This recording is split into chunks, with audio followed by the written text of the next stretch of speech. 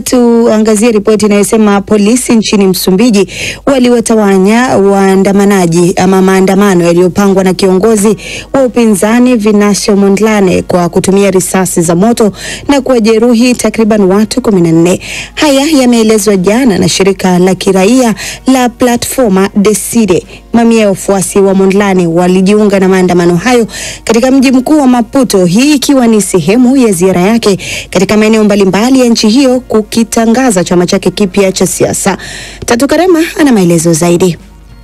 Mratibu wa shirika hilo la Plataforma Decide, Wilker Dias, ameliambia shirika la habari la Ufaransa AFP kwamba wanaweza kuthibitisha kwa wakati huu kuwa watu 14 wamejeruhiwa, wakiwemo watoto 2. Dias ameongeza kusema maafisa wa polisi walikuwa wanatumia risasi za moto na gesi za kutoa machozi kuwatawanya waandamanaji hao. Katika video iliyorushwa moja kwa moja kwenye mitandao ya kijamii, milio ya risasi ilisikika wakati waandamanaji hao walipokuwa wakilikaribia gari la kijeshi ambalo ni maalum kwa ajili ya vita. Baadaye umati huo ulitawanyika kwa hofu.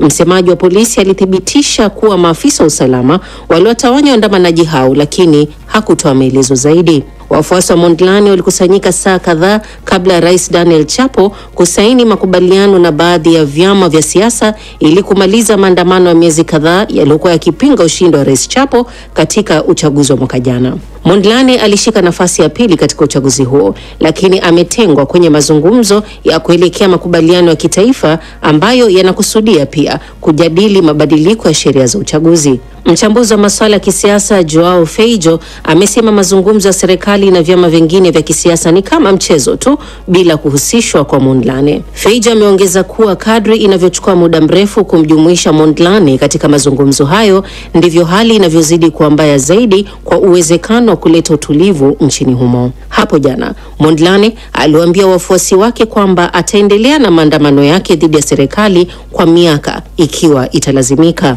Mondlane amesema kuwa Rais Chapo na chama chake cha Frelimo alishinda uchaguzi huo wa mwezi Oktoba kupitia wizi wa kura, huku waangalizi wa mataifa magharibi wakisema uchaguzi huo haukuwa huru na haki. Katika taarifa iliyochapishwa kwenye mtandao wa Facebook, timu ya Mondlane ilisema kwamba habari zake hazijulikani baada ya polisi kuvunja maandamano hayo. Hata hivyo, shirika la habari la Reuters halikuweza kumpata mara moja Mondlane ili kutoa tamko kuhusu hali hiyo. Plataforma Decide imesema zaidi ya watu 350 wameuawa katika maandamano ya baada uchaguzi yaliyoanza mwishoni mwa mwezi Oktoba. Chama cha Frelimo kimeitawala Msumbiji tangu mwisho wa utawala wa kikoloni wa Ureno mnamo mwaka 1975 na kinakanusha shutuma za udanganyifu katika uchaguzi. Naam, ni mchaka kwa kweli hapa ndani ya studio, ndio mambo yalivyo sasa hivi. Msikilizaji na mtazamaji, tunaelekea moja kwa moja kule nchini Tanzania ambako Florence Majani ametuandalia ripoti inayosema taasisi ya kimataifa ya kuhamisha uchukuliwaji wa hatua dhidi ya haki za binadamu na umasikini imezitaka juhudi ama jumuiya za kimataifa ikiwemo Umoja wa Ulaya na Umoja wa Afrika kuchukua hatua za haraka dhidi ya mzozo unaoendelea mashariki mwa Jamhuri ya Kidemokrasia ya Kongo.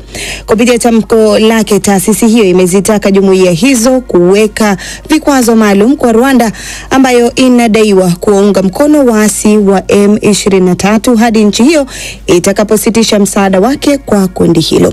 Taarifa zaidi, sikiliza.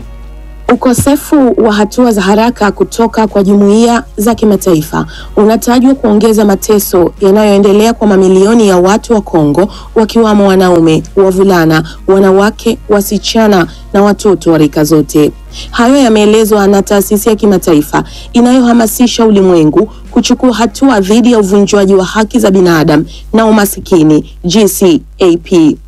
Tamko hilo limetolewa wakati migogoro ya mashariki mwa Jamhuri ya Kongo ikiongezeka na kusababisha vifo vya takribani watu 7.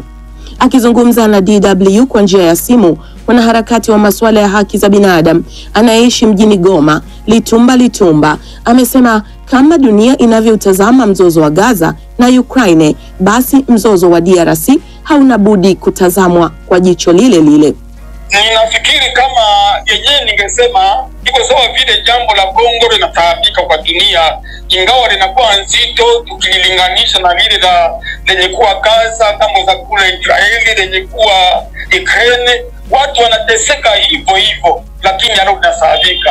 Kunivyo ya Afrika wako sawa vile kazi wanasahau lile jambo walishughulikie hata kufika kwa ngambo ya. Litumba amesema machafuko ya mashariki mwa Kongo yanasababisha uvunjaji mkubwa wa haki za binadamu, huku akitaja ubakaji uliokithiri na vijana wadogo kulazimishwa kuingia vitani. Litumba hapa anaeleza madhila ya vita hivyo kwa raia. Wamama wanakuwa wanabakwa, mauaji ya kila leo, watoto hata wanafunzi wanatoshwa darasani, wamoja wanaorozeshwa katika jeshi na wale wa rebel. Katika tamko lake, GCAP imeyataka mataifa na washirika wa kimataifa kushirikiana na kuongoza juhudi za kidiplomasia na kibinadamu ili kushughulikia mzozo wa Kongo. Kadhalika wameutaka Umoja wa Afrika kuongoza juhudi za upatanishi wa kidiplomasia kwa haki kati ya DRC, M23 na Rwanda ili kuleta amani ya kudumu nchini Kongo. Mkurugenzi wa Baraza la Amani la Madhehebu ya Dini nchini Tanzania, Thomas Goda, amesema ingawa tamko linazitaka jumuiya za kimataifa kuingilia kati, lakini anashauri wa Afrika watatue matatizo yao wenyewe. Mataifa ya dunia hayawezi kuingilia, na yalipoingilia kupitia United Nations miaka 30 wakiwepo katika eneo la vita hawakufanya lolote. Wanatuacha sisi wa Afrika tujitatulie wenyewe matatizo yetu. Tamko la GCAP kadhalika limesisitiza kuwa ukimya na kutokuchukua hatua kwa jumuiya za kimataifa mbele ya mateso makubwa ya kibinadamu haukubaliki.